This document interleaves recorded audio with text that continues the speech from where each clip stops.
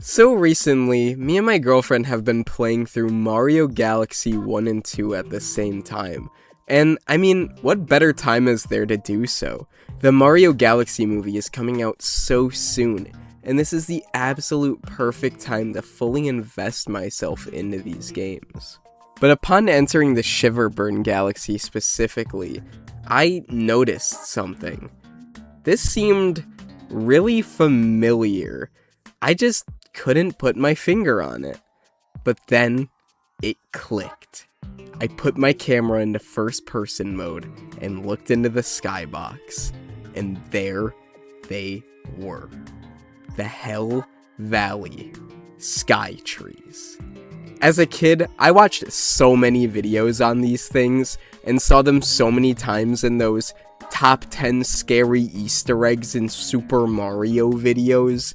They absolutely haunted my nightmares and scared me to death as a kid, and I'm sure many others had a fear of them as well.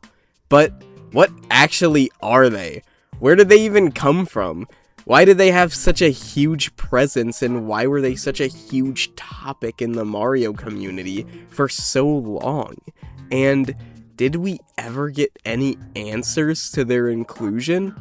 Well, today I'm going to talk about practically all the information that I could find on these weird creatures, and hopefully get to the bottom of what they actually are, as well as their impact on the Nintendo community as a whole. Well, starting off, I think we should probably cover the basics. What are the Hell Valley Sky Trees? Well, in the Shiverburn Galaxy of Super Mario Galaxy 2, in the background of the level, there are these shadowy figures that are meant to follow you around the entire level, just watching from above as you go on with your mission. They don't intervene, they don't have any lines of dialogue, they aren't commented on by any other character or anything. They're just sitting there, watching. I know it's like SpongeBob roller coaster gif, but it is pretty spooky for a Mario game, and the uneasy mystery of who these guys even are makes it all the more unsettling. And to make matters worse, by digging into the files of the game, it's found out that their names are in fact the Hell Valley Sky Trees, while the level itself is codenamed Beyond Hell Valley. I know, right? Hell in a Mario game? What am I gonna buy for my kids now this Christmas? Nintendo, what the fuck? They put this game on the Switch. It's like they're asking me to bring my copy to church with me. What the hell is my pastor gonna say when I get to the Shiverburn Galaxy? Well, I think this may be a little bit obvious, but this clearly is not actually the hell of the Mario universe, but more just using the word hell to describe a very fiery, dark, and lava-filled landscape, very similar to other areas in the game, or completely other Mario games, like the small sections where you run for coins in the sky. Those are titled Coin Heaven sections, so don't get your hopes up that this is literally hell, and that these guys are demons. I don't think that's really what they were going for. I should also point out that there is a real location in Japan that is named Hell Valley, though I don't think the level is really based off of it at all. Perhaps a little inspiration for the name of it, but I simply think it's just a coincidence. We should also talk about the tree part of their name, obviously. This is not a tree, so what are they? Well, it's popularly believed that they are based off the Kodama, a creature of Japanese folklore that are said to protect forests and old trees and curse those that destroy them and cut them down.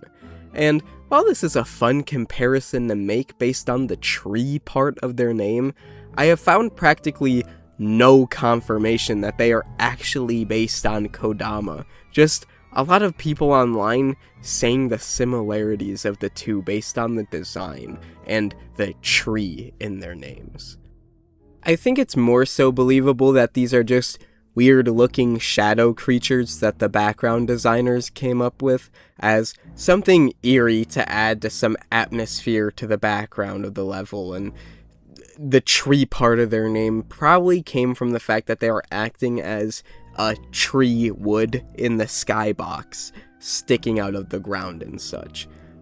Nobody was really ever supposed to see the actual names of these files. I mean, it's not like Nintendo wanted Jakks Pacific to make action figures of the Hell Valley sky trees.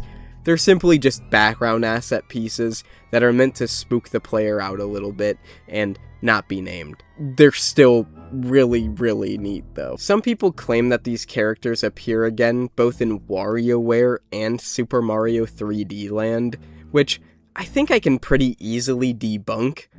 At least I think.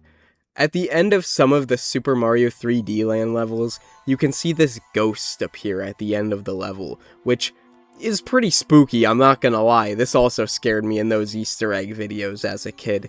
And this one is the most likely to be similar, but I'm pretty sure this is just a spooky ghost asset meant to be a little Easter egg at the end of the level, and they don't really look similar besides their slender figures. I don't really think that this is supposed to be the Hell Valley sky trees. I think this is just another slick, creepy Easter egg at the end of a level. And for the WarioWare cameos, while I can understand thinking that they are them, they are very huge and resemble them very closely, but I do believe they are just simply recurring characters. They're similar looking giant figures in the background of both Crackdown and Pyoro 2 from the original WarioWare on GBA, and perhaps more. I simply just could not find them though. I could be stupid, but I think that this is just a nod to these guys from WarioWare and not the Hell Valley sky trees, sadly. But if Nintendo isn't adding to the flame, then what made these guys so popular in the first place?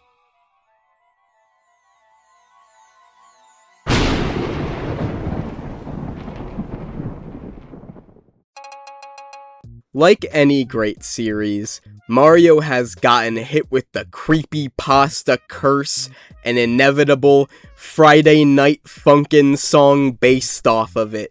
I'm not gonna give you a huge summary of these creepypastas. They're your average spooky dooky Mario's in hell.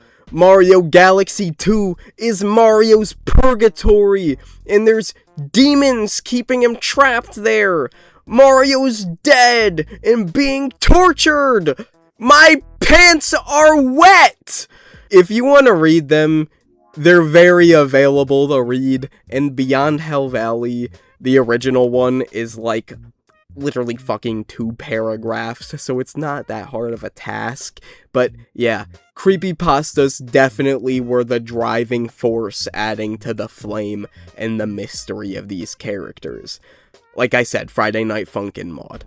On top of all all this, there's of course the YouTube Easter egg videos and the scary, spooky, evil Mario videos from the 2010s. All of this was just culminating together in this ultimate flame of spooky Mario videos scaring little children before they go to bed. Maybe one day Nintendo will give us some sort of art book or an interview with some background designer or something, some sort of explanation of who these guys are, but in all honesty, I don't really want that. I love the mystery of these guys, and I feel like if we actually really knew who they were, it would ruin the fun of it. But then again, if they appeared in the next 3D Mario, I would still be extremely happy to see them again. These guys are probably one of my favorite weird little gaming mysteries. They're just so weird and mysterious, and I don't know. If you guys have any stories or any fun information about these guys, make sure to tell me in the comments. I'm always reading everything you guys have to say and love seeing the different outlooks and opinions on the topics that I talk about. But with that, thank you all for watching, and whatever you do, don't look up.